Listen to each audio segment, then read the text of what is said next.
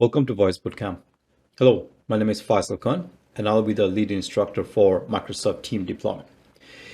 Now, in this video series, we're going to learn about Microsoft Team, mostly focusing on voice, conference, and IP telephony. I will, of course, cover the basic of what Team is and what it really does. So we will talk about topics about the architecture of the Microsoft Team, and how it is deployed for the small business or of a large enterprise. Now, Microsoft Team, which basically provide an organizational hub for their centralized communications. Now, be it chatting, meeting, web call, web conferencing calls, or just simply phone, one-to-one call communications. Now, Team is basically built on a Microsoft 365. So whenever you create a Microsoft Team, what it does, it automatically creates something called a Microsoft Office 365 group. And any member of that particular team will be able to communicate, share resources within that particular group. Now, it could have some sort of central enterprise security compliance applied. You can manage the Microsoft Office 365 team with Microsoft Azure directory privileges. The team keeps working even when you're offline or having some sort of network conditions. When you create a team from an existing group, that group's membership, site, mailbox, notebooks, they will all surface within the team. And we'll show you how that is basically deployed. Now, when it comes to deployment, there are two types of deployment that Microsoft Team will focus on. You got the small business deployment and you got the enterprise. The small business deployment is designed for smaller business, which will walk you through setting up teams. Now, a small business deployment may want all the core features of Microsoft Teams, such as chatting, Teams, channel, meetings, phone support, etc. But they do not need to plan for multiple location or location restriction or stuff that more geared toward the enterprises. Whereas the enterprise, on the other hand, they may have a more focus on location specific setup first for each location, as opposed to just a one solution for everybody. For example, the head office might have features that a branch office somewhere in let's say Ottawa may not necessarily require. So when you're setting up a Microsoft team for enterprise, there are additional stuff that you need to look at. Things like network planning, lifecycle management, wide scale adaptation, critical factors such as security, and of course, any sort of denial of services attacks. You will also need to look at how your users or employee will be able to access PSTN connectivity. Where if it is a small business, you can have a one PSTN connectivity in your office and have everybody use that to either receive a call or send a call. But when you have an enterprise where locations are dispersed among multiple countries, then your PSTN connectivity can become more complexes. And I will show you in this particular videos or in this series how to deploy PSTN connection with various different scenarios. Now, when you're setting up a Microsoft team for small business, there are a lot of ways you can customize a team. For example, you can create a chat, teams, channels, meetings, conference, voice solutions. Now, the order in which you set up each workload is totally up to you, meaning that you could set up a meeting first, then channel later, then the teams after. Now, the workload, which consists of chat, teams, channel, are basically the cornerstone of your Microsoft team. Chat is basically a very common feature that you and I use on a daily basis, where we basically communicate with one or more people within our organization. We share files and meet privately. Microsoft Team, which can be visible to everyone within your organization or only to those in the team member. Now, you let the right people collaborate whatever the tasks or occasions that you use.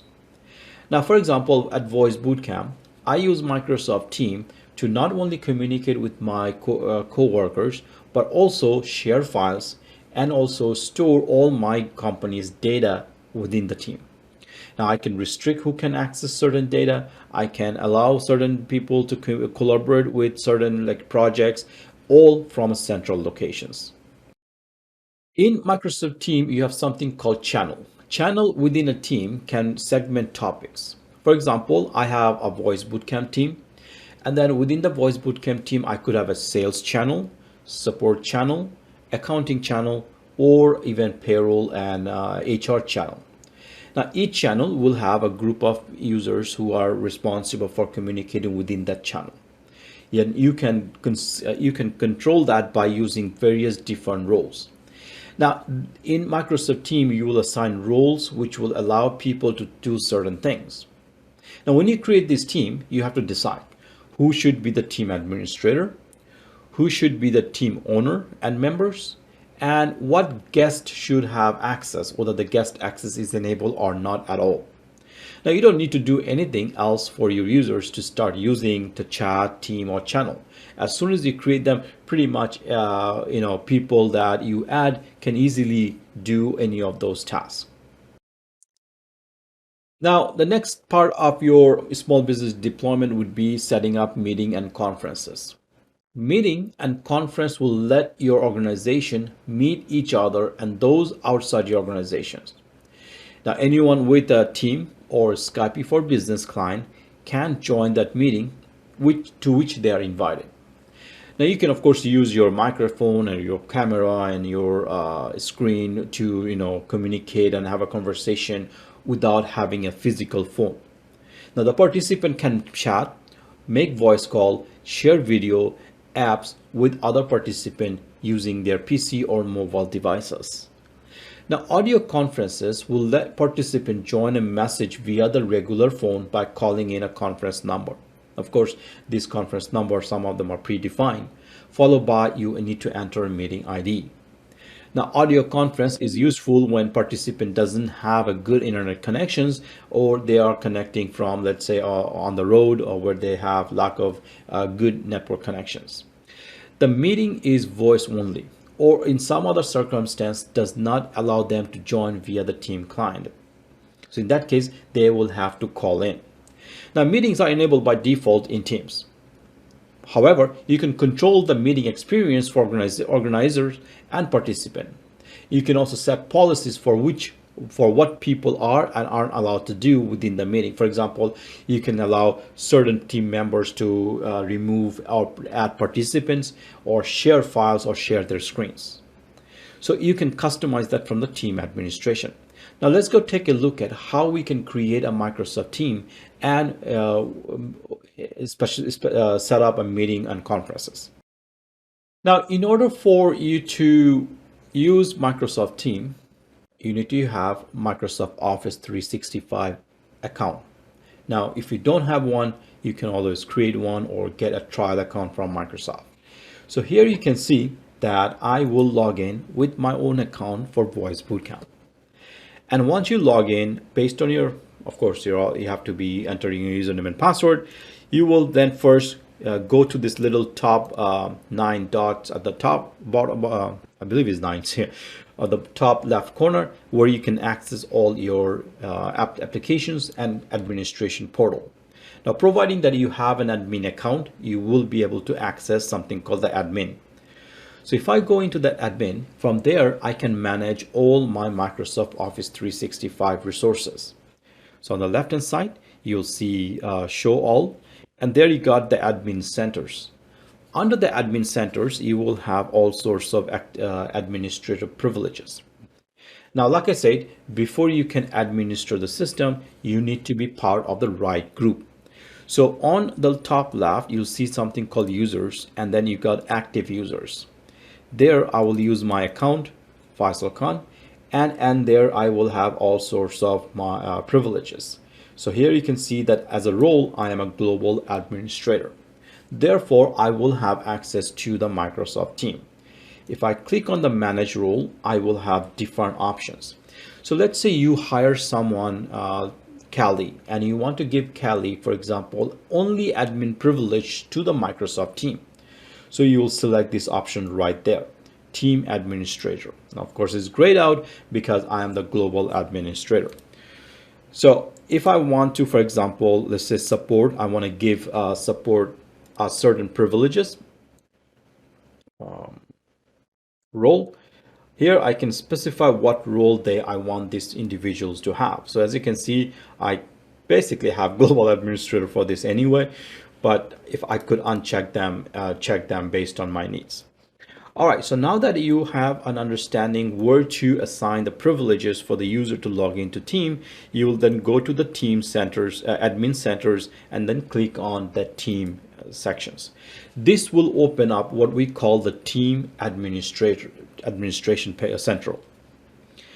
So on the top, you'll see Microsoft Team Admin Center. So this is where you manage your team section, team portion of your Office 365.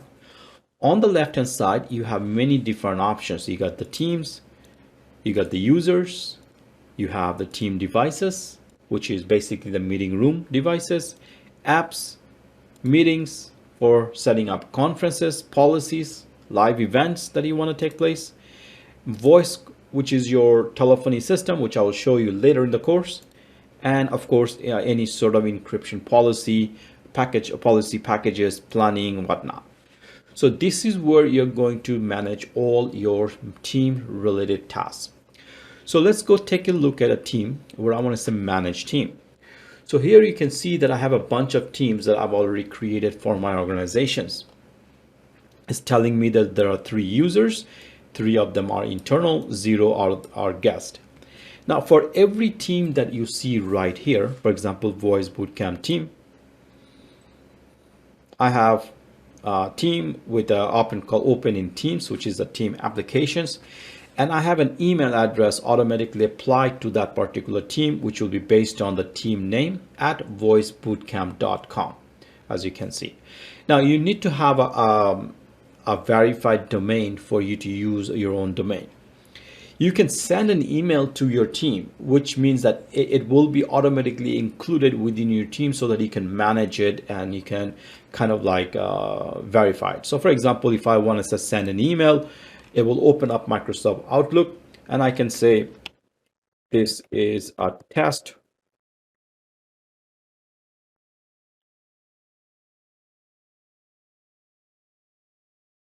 during team video, team video recording.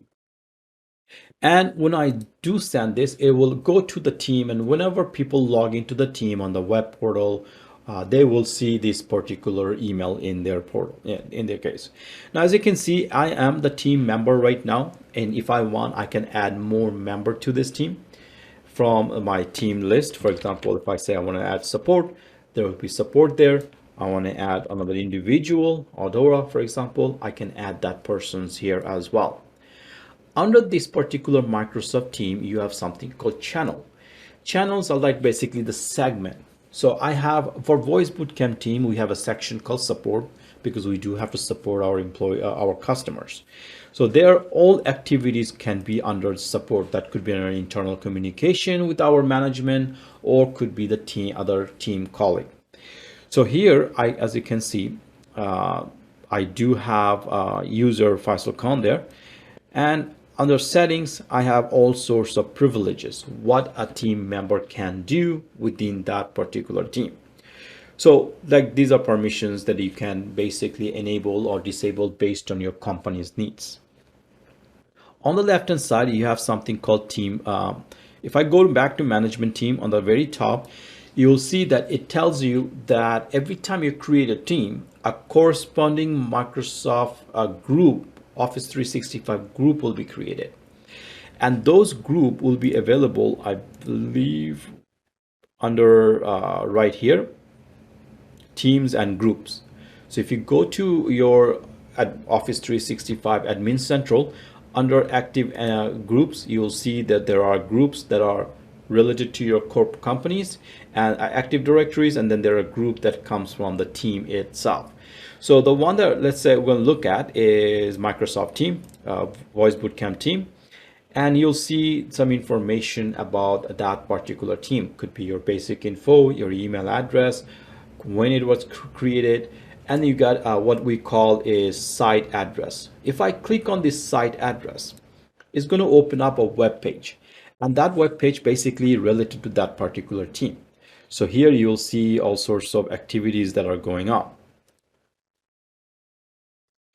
So from a if I click on the conversation, it opens up something called Microsoft Outlook. And you look at Microsoft Outlook, it goes to that particular team. Something went wrong, could be privileges issue. I'll come back to that. Now, if I go back to this, and you'll see there's an option called Open in Teams, View Sites. If I click on View Site,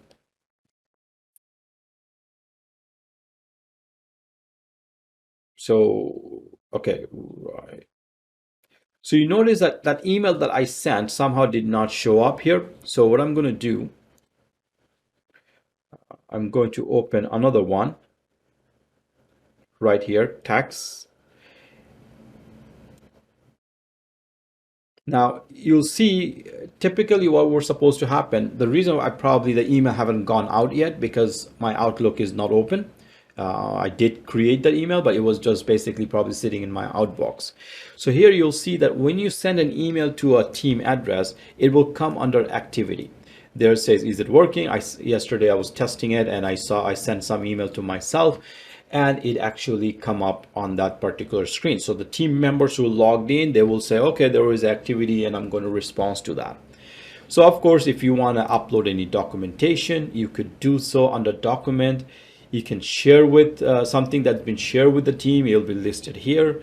Any notebook that you might have, Microsoft one notebook, it will be shared on this page as well. So right now I have nothing, a notebook created for this particular team. And if I want to go and do that, I can press enter to create a section. I'm going to call this live recording.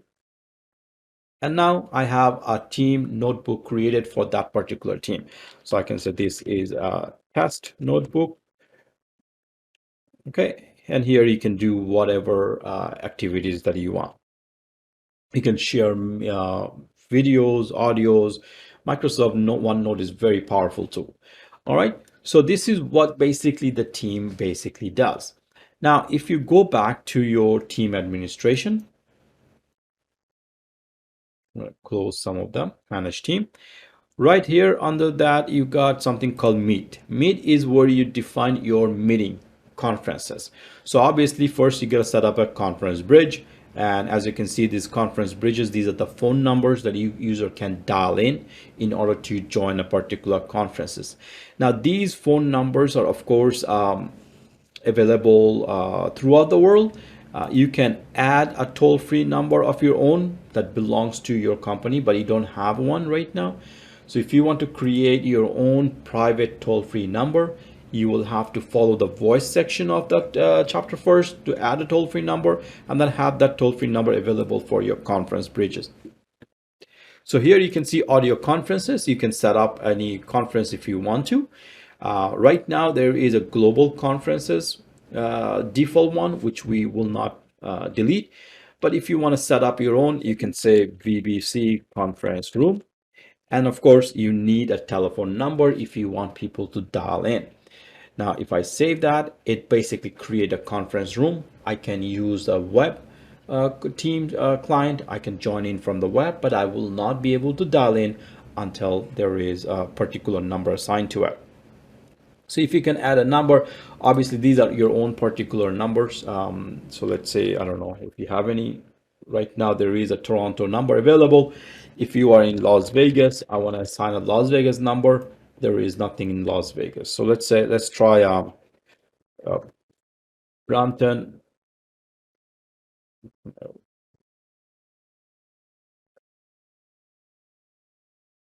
It only shows the Toronto number, and that could be related to the fact my location is set for that. But we will come back to this later of how to add our own custom phone numbers into our meetings. If you want to provide meeting policies, you could do so by going to meeting policies, meeting settings, any live event that you might have, like a live call, webinar, you could send some policies from here. So there you go. This is how you create and manage your team from the team administration, which is accessible from your Office 365 admin pages. Now, going back to our lectures, so now you understand how to set up a Microsoft team for small businesses. Now, obviously, the audio conference, video automatically enabled for your team, and you can continue. You can immediately use it as you go through it.